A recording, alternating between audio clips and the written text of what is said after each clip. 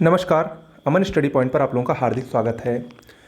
GS quick revision में history का आज ये 29वां वीडियो है। मॉडर्न हिस्ट्री पे हम लोग चल रहे हैं और कुछ ही दिनों में मॉडर्न हिस्ट्री समाप्त हो जाएगा। इसके बाद इंडियन ज्योग्राफी पे हम लोग आएंगे। अच्छा लग रहा हो ये सीरीज तो वीडियो को तुरंत लाइक शेयर सब्सक्राइब कर दें, चैनल को सब्सक्राइब कर लें ताकि आपको आने वाले सभी वीडियोज़ की नोटिफिकेशन मिलती रहे। चलिए शुरुआत करते हैं। समाचार पत्रों के इतिहास को आज हम लोग इस वीडियो में देखेंगे कि ब्रिटिश काल से लेकर, यानी ब्रिटिश काल में कहें, अंग्रेजी काल में भारत में समाचार पत्रों का क्या इतिहास रहा है, कैसे कैसे समाचार पत्र लॉन्च हुए, कौन से समाचार के विरुद्ध प्रतिबंध लगाया गया, इन सब को इस वीडियो में अगले 5 से 10 मिनट के बीच में हम लोग देखेंगे। देखिए, भारत में सर्वप्रथम प्रिंटिंग प्रेस की शुरुआत 16वीं सदी में हुई। पुर्तगालियों ने सर्वप्रथम 16वीं सदी में गोवा में पहला प्रिंटिंग प्रेस स्थापित किया, जबकि ईस्ट इंडिया कंपनी ने अपना पहला प्रिंटिंग प्रेस 1684 ईस्वी में बम्बई में लगाया था। इसके बाद 2 पॉइंट बहुत ही महत्वपूर्ण हैं। पहला है जेम्स ऑगस्टस हिक्की द्वारा प्रकाशित द बंगाल गजट। ये भारत से प्रकाशित होने वाला पहला समाचार पत्र था, जबकि गंगाधर भट्टाचार्य द्वारा प्रकाशित बंगाल गजट किसी भी भारतीय द्वारा प्रकाशित पहला समाचार पत्र था। ओके, दोनों में अंतर है। द बंगाल गजट ये भारत से प्रकाशित होने वाला पहला समाचार पत्र था और इसको जो प्रकाशित करने वाले थे वो ब्रिटिश थे, अंग्रेज थे, जबकि बंगाल गजट ये गंगाधर भट्टाचार्य ने प्रकाशित किया जो कि भारतीय थे। ओके, भारत में राष्ट्रीय प्रेस को बढ़ावा देने का कार्य राजा राम मोहन राय ने किया। राजा राम मोहन राय ने बहुत सारे पत्र पत्रिकाओं का संपादन किया, जिसमें संवाद कौमुदी, मिरातुल अखबार आदि प्रमुख हैं। ओके, अगला है चार्ल्स मेटकाफ को भारतीय समाचार पत्रों का मुक्तिदाता कहा जाता है। भारत में हिंदी में प्रकाशित होने वाला पहला समाचार पत्र उदंत मार्टन था, जिसको जुगल किशोर ने प्रकाशित किया था। ये भी बहुत ही महत्वपूर्ण तथ्य है। पत्रकारिता के लिए ब्रिटिश सरकार द्वारा सजा पाने वाले प्रथम भारतीय सुरेंद्र नाथ बनर्जी थे। ओके, ये भी बहुत ही महत्वपूर्ण तथ्य है। इसके बाद आते हैं प्रेस के विरुद्ध लगाए गए प्रतिबंधों पर। देखिए, भारत में ब्रिटिश सरकार द्वारा समय समय पर प्रेस के विरुद्ध बहुत सारे प्रतिबंध भी लगाए गए, जिसमें पहला था लाइसेंसिंग रेगुलेटिंग एक्ट 1823। ये जनरल एडम्स द्वारा लाया गया था और इसमें क्या कहा गया, इसमें प्रिंटिंग प्रेस स्थापित करने से पहले मुद्रक को और प्रकाशक को दोनों को लाइसेंस को लेना अनिवार्य किया गया इस अधिनियम के जरिए। और इसी अधिनियम के जरिए ही राजा राम मोहन राय के मिरातुल अखबार को प्रतिबंधित भी किया गया था।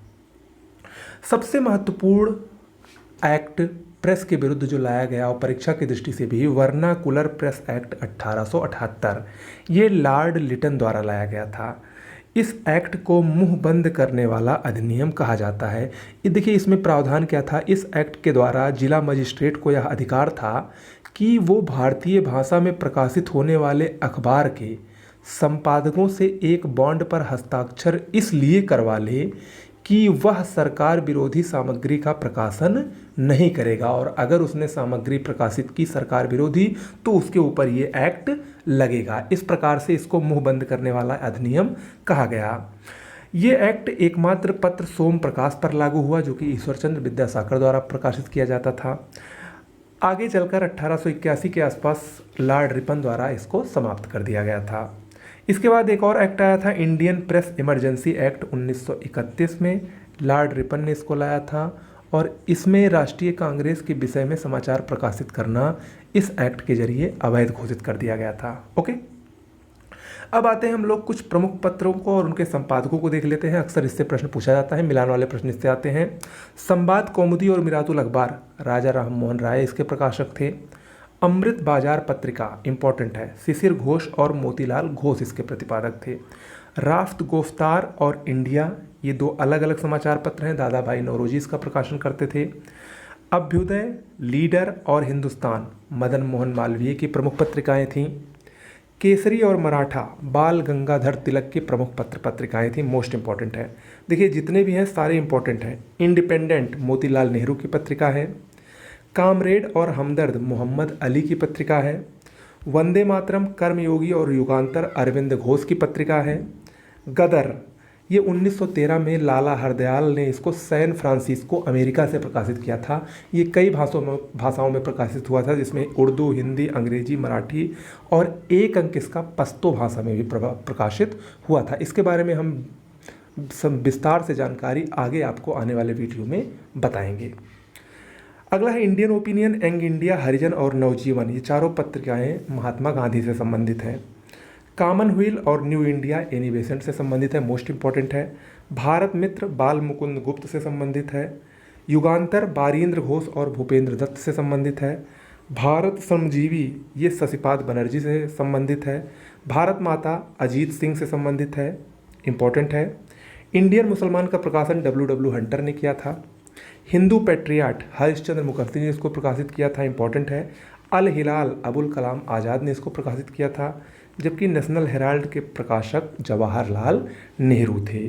तो ये कुछ प्रमुख पत्र पत्रिकाएं थी और उनके संपादक थे, जो कि परीक्षा की दृष्टि से अति महत्वपूर्ण है। इसके बाद कुछ अन्य खबरों को हम लोग देखते हैं। भारत में स्थानीय स्वशासन के जनक लॉर्ड रिपन को कहा जाता है। भारत में सर्वप्रथम 1687 में मद्रास में नगर निगम की स्थापना की गई थी। सिविल सेवा के बारे में बात करते हैं तो सिविल सेवा के जन्मदाता लॉर्ड कॉर्नवालिस को कहा जाता है। 1853 के चार्टर एक्ट के द्वारा ये प्रावधान किया गया कि सिविल सेवा के लिए प्रतियोगी परीक्षा कराई जाएगी, इंपॉर्टेंट है। रॉयल कमीशन की सिफारिश पर 1926 में संघ लोक सेवा आयोग की स्थापना की गई। ये कमीशन याद रखिएगा, रॉयल कमीशन की सिफारिश पर, इंपॉर्टेंट है।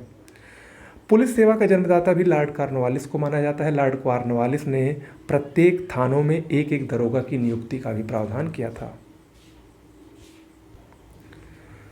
आगे देख लेते हैं, अकाल पर कुछ समय समय पर आयोग गठित हुए थे, इंपॉर्टेंट है, मिलान करने के लिए पूछा भी गया था इस बार पीसीएस में।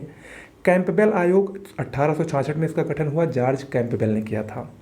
स्ट्रेची आयोग 1878 में लॉर्ड लिटन द्वारा लाया गया था। लॉयल आयोग 1897 में लॉर्ड एल्गिन द्वितीय द्वारा लाया गया था, जबकि मैकडॉनल आयोग ये भी अकाल से संबंधित था, लॉर्ड कर्जन द्वारा 1900 ईस्वी के आसपास लाया गया था। तो ये कुछ प्रमुख जानकारियाँ थी जो कि इम्पोर्टेंट थी। अब हम लोग आगे भारतीय राष्ट्रीय कांग्रेस के बारे में अगले वीडियो में पढ़ेंगे। तब तक के लिए नमस्कार।